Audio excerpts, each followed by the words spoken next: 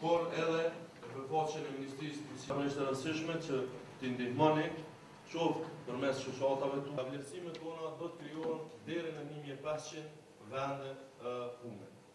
Besojmë që ky është një kontribut tepër i rëndësishëm, duke pasur parasysh që Kosova ende ballafaqohet me nivele të lartë të papunësisë. Impakti, pjesa tjetër e këtij impakti është që ne besojmë nga vlerësimet që kemi përmes gjitha masave, do të jenë rreth 500 fermer apo ndërmarrje që do të përkrahen përmes programit për zhvillim rural, dhe numri i turistëve të në masa e 5 e masës 302 u tregova, po kjo e kemi veçuar sepse me vërtet mund të ketë një ndikim veçanërisht tek ato zona të cilat kanë një nivel më vogël të zhvillimit ekonomik.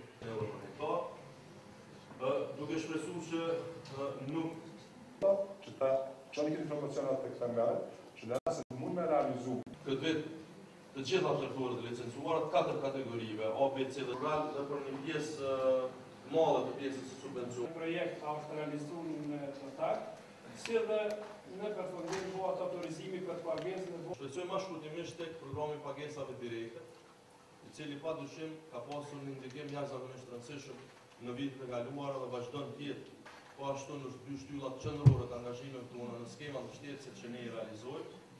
Ju thash që këtë vit do të jenë 23 milion euro të planifikuara dhe normalisht që buxheti do të vazhdojë të rritet në vitet e ardhshme.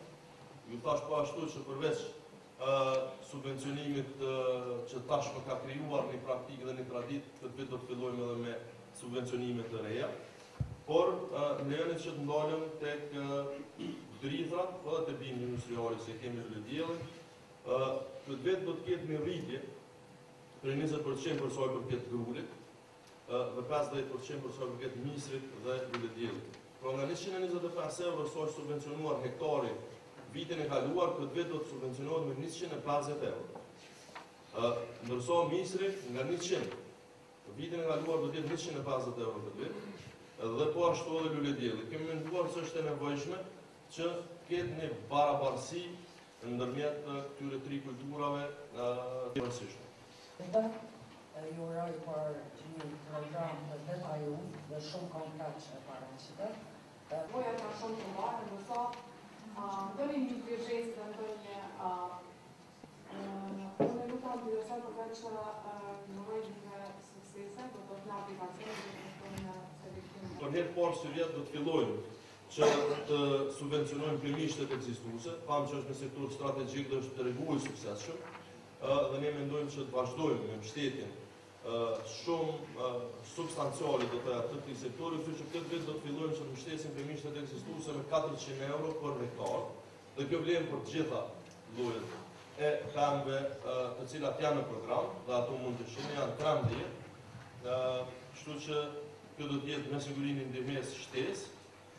Ndërsa besoj që duhet përmendur që do të vazhdohet dhe pse vjet ka filluar pjesën e këtij vitit subvencionimi i perimeve në fushë të hapur me 300 euro hektare.